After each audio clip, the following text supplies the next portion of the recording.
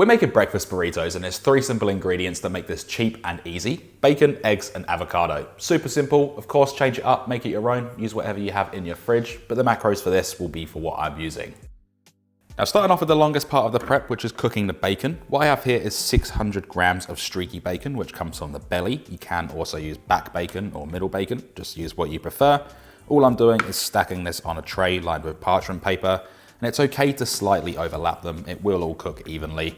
And of course, if your tray isn't big enough, I do recommend putting this over 2 trays. But if you can fit it all on one, that's obviously a lot better because you're gonna save dishes.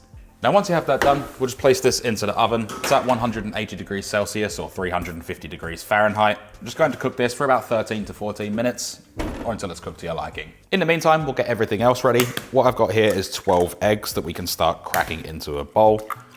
Of course, you can be a show off and use one hand if you wanted to. I just want to make sure there's no shell in here.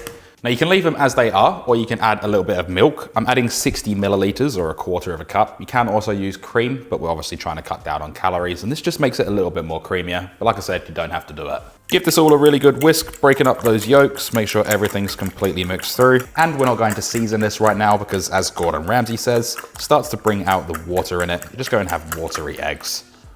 The next thing to do is grate our cheese. This right here is 200 grams of light, tasty cheddar. You don't have to use light cheese if you don't want to. I just thought, because I'm doing meal prep, why not? And all we're going to do is grate this on the larger side of a box grater.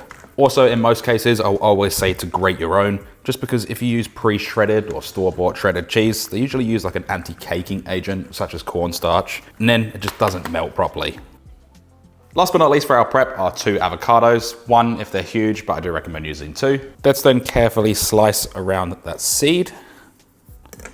Pop them open. Find the right side with the seed in. Gently place the knife in, twist it, pop it out, and remove it. Let's then scoop out the flesh, placing it into a bowl. Try your best to get it all in there as well, just so we don't have any waste. Season to taste with a little bit of salt, as well as some cracked black pepper. 10 cracks worth. Then start mashing this up with a fork. If you don't want to mash it, you can slice it. You can also dice it. You do what you prefer. Once you have that done, and you have a nice roughed up, smashed avocado, pop this aside for the time being.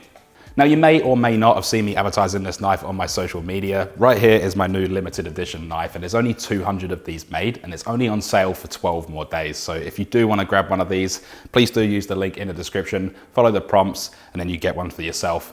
Like I said, there's only 200 made, and I think there's about 139 left right now. And the plan is these will all be arriving before Christmas. No matter where you are in the world, it's worldwide shipping. So it's a perfect Christmas gift for yourself or your loved ones. Doing stuff like this just helps support the channel. Really does mean a lot to everyone that has already pre-ordered one. And if you are going to, I really do appreciate it. And regardless, I just enjoy you being here. So thank you so much. Now to get this cooking, place a large non-stick pan over a medium heat. Add in 1 tablespoon or 14 grams of unsalted butter. You can also use oil or even spray oil if you prefer. Allow that to melt. Add in all of the eggs and scrape the bowl so we're not missing out on anything. Let it sit for about 30 to 45 seconds until you start seeing those air pockets start rising. Then start mixing this all through, and I like to keep my scrambled eggs in larger curds. So in order for us to do that, I'm not going to play around with it too much. Of course, everyone likes their scrambled eggs differently. If you like it like porridge or completely broken down, just keep mixing it around, and you can even cook it for a longer amount of time over a lower heat.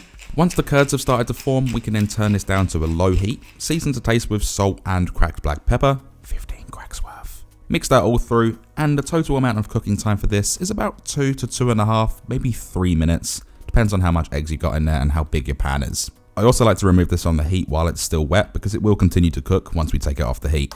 The bacon's been in the oven for about 14 minutes and it's cooked to my liking. This can then be removed. And to serve this up, I'm using 5 high protein, low calorie wraps. Put down 1/5 of the avocado in each wrap. Do the same with the bacon and of course the scrambled eggs. I like to layer it so you got avocado on one side, bacon in the middle, and then scrambled eggs on the other, but of course do it however you like.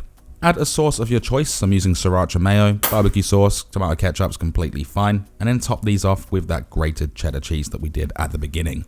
We want to wrap these up like a burrito so both ends are tucked in. We don't want anything falling out of these. So I like to fold in both sides, then start rolling it over. Kind of use the avocado as a glue. Just try not to squeeze it all out when you're doing so. And everyone has a different technique for this, so always do what's easiest for you.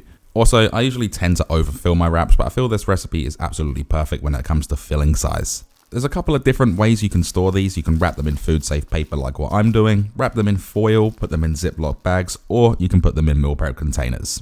Now, as for storage on these, they'll go in the fridge for up to 5 days and in the freezer for up to 4 months. When it comes to heating these up or toasting them, do so in a dry pan over a medium heat. Takes a couple of minutes, just keep turning it around till it's golden and crispy on all sides. Of course, you can eat it fresh just like this, that choice is all yours, and I don't really recommend putting it in a microwave to heat this one up, just because it will become extremely soggy. When it comes to serving up, slice them in half, makes it easier to eat. Of course, if you like to eat it whole, that's your choice. And that filling looks beautiful, and it's so incredibly simple.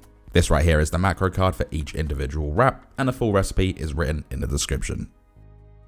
With all said and done, there's only one thing left to do, and that is, of course, we can then dig in.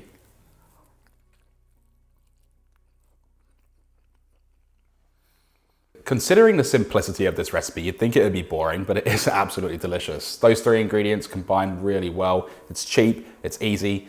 As you can see, requires absolutely minimal ingredients, and you can change it up and make it your own. Add turkey mince, ground sausage, potatoes, tomatoes, anything you want, make it your own. If you enjoyed this video, hit that like button, leave a comment for the algorithm, and subscribe if you haven't already. Really does help me out and helps the channel grow. I'll see you in the next one. Thanks for watching.